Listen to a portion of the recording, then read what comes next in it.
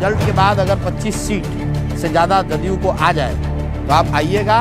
अगर जन स्वराज जीता होगा तो भी कहिएगा मैं छोड़ दूँ। मैं अरे ये तो आप लोगों ने कहा कह रहे ऐसे कैसे हो, मैं कह रहा हूँ इतने दावे के साथ कह रहा हूँ कि नहीं आएगा 25 सीट। ये तो ऐसे शर्त लगाने वाली बात हो। बिहार की सियासत में एक बार फिर हलचल मच गई है। वजह है चुनावी रणनीतिकार से नेता बने प्रशांत किशोर।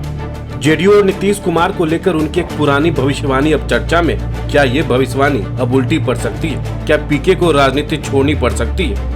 हालांकि हर चुनाव में नतीजे आने तक नेताओं द्वारा तमाम तरह के दावे किए जाते रहे हैं। नतीजे आने के बाद उनकी चर्चा की भी जरूरत कम ही पड़ती है। ज्यादातर दावे फुस हो चुके होते हैं। आपको बता दें कि बिहार में 2 चरणों की बम्पर वोटिंग के बाद अब मतगणना की बारी है। तमाम एग्जिट पोल का अनुमान है कि बिहार में एक बार फिर एनडीए की सरकार बनने जा रही है। आधे दर्जन से अधिक एग्जिट पोल्स में एनडीए को बम्पर सीटें मिलने की भविष्यवाणी की गई है। यदि सर्वे सच साबित होते हैं तो न सिर्फ महागठबंधन के सीएम फेस तेजस्वी यादव को बड़ा झटका लगेगा, बल्कि बिहार में अपने लिए जगह तलाश रहे जनसुराज के संस्थापक प्रशांत किशोर के लिए भी अपने बयान पर खड़े रहने की चुनौती खड़ी हो जाएगी। दरअसल चुनावी रणनीतिकार और अपनी सटीक भविष्यवाणियों के लिए चर्चित रहे प्रशांत किशोर ने बिहार को लेकर एक बड़ा दावा करते हुए अपनी राजनीतिक भविष्य को दांव पर लगा दिया। पीके नाम से मशहूर प्रशांत किशोर ने कभी पूरे विश्वास से यह तो दावा नहीं किया कि जनसुराज की सरकार बनेगी, पर ताल ठोककर जेडीयू को 25 से ज्यादा सीटें नहीं मिलने की भविष्यवाणी की थी। उन्होंने यहाँ तक कहा कि यदि नीतीश कुमार की पार्टी को इससे ज्यादा सीटों पर जीत हो गई तो वह राजनीति छोड़ देंगे। दरअसल जनसुराज पार्टी के नेता प्रशांत किशोर का दावा है कि बिहार में मुख्यमंत्री नीतीश कुमार की पार्टी 25 सीटों पर सिमटने वाली है। पहले तो प्रशांत किशोर का दावा रहा कि बिहार चुनाव के बाद जेडीयू का अस्तित्व ही समाप्त हो जाएगा। प्रशांत किशोर ये भी कहते रहे हैं कि नीतीश कुमार से बीजेपी के साथ गठबंधन में ही नहीं रहेंगे, बल्कि जेडीयू का बीजेपी में विलय हो जाएगा। एक इंटरव्यू में प्रशांत किशोर ने कहा है, बिहार चुनाव के नतीजे आने के बाद यानी नवंबर के बाद नीतीश कुमार बिहार के मुख्यमंत्री नहीं होंगे। नवंबर में बिहार को नया मुख्यमंत्री मिलेगा और इसे आप लिख कर ले लीजिए। प्रशांत किशोर ने यहाँ तक बोल दिया है कि अगर उनकी भविष्यवाणी गलत हुई तो वो राजनीति से संन्यास ले लेंगे। रिजल्ट के बाद अगर 25 सीट से ज्यादा जदयू को आ जाए तो आप आइएगा।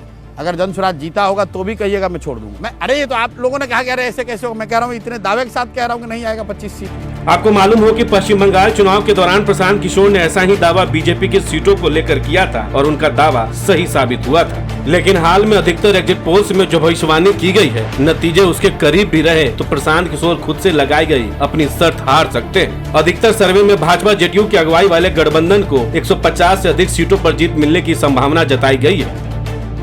सर्वे एजेंसी के मुताबिक जेडीयू का तीर 56 से 62 सीटों पर विजय निशाना लगा सकता है। यदि एजेंसी के अनुमान से 15-20 सीटें कम भी जेडीयू को मिली तो प्रशांत किशोर के सामने यह चुनौती होगी कि वो अपने बयान पर कायम रहते हुए राजनीति छोड़ने का ऐलान कर देंगे या फिर यूटर्न के लिए कोई नई दलील पेश करेंगे।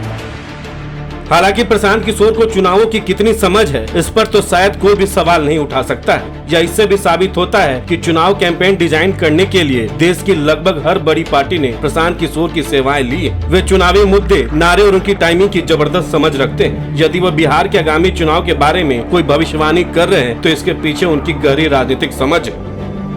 बता दें कि पिछले बंगाल विधानसभा चुनाव में बीजेपी के हाशिए पर रहने की भविष्यवाणी सच होने पर प्रशांत किशोर ने लोकसभा में उसी बीजेपी को आसानी से 300 सीट से ज्यादा मिलने का दावा किया था, जबकि हकीकत में बीजेपी बहुमत से बहुत पीछे 240 सीट पर ही रह गई। प्रशांत किशोर ने चुनाव नतीजे आने के बाद इस बात से तौबा किया था कि वे अब सीटों की भविष्यवाणी नहीं करेंगे, लेकिन वो नेता ही क्या जो अपनी कही गई बात से मुकर न जाए। बेशक नीतीश कुमार की सियासी स्थिति काफी नाजुक हो चली, लेकिन वो पहले से ही सतर्क है। 2020 के चुनाव में नीतीश कुमार को केंद्रीय मंत्री चिराग पासवान की पार्टी ने काफी डैमेज किया था और नुकसान तो उनको भी हुआ था। अब देखना है अगर नीतीश कुमार 25 या उससे ज्यादा सीटें ला दिए तो क्या होता है। प्रशांत किशोर राजनीति छोड़ देते हैं या अरविंद केजरीवाल की तरह नए मिशन में जुट जाते हैं। प्रशांत किशोर फिलहाल अपने जनसुराज मिशन पर केंद्रित हैं, लेकिन बिहार की जनता और विरोधी दल दोनों अब उनकी अगली चाल का इंतजार कर रहे हैं। क्या पीके एक बार फिर सियासत का समीकरण बदल देंगे, ये आने वाला वक्त ही बताएगा। इस खबर को लेकर आपकी क्या राय है, हमें कमेंट्स में जरूर बताएं। बहुत बहुत शुक्रिया।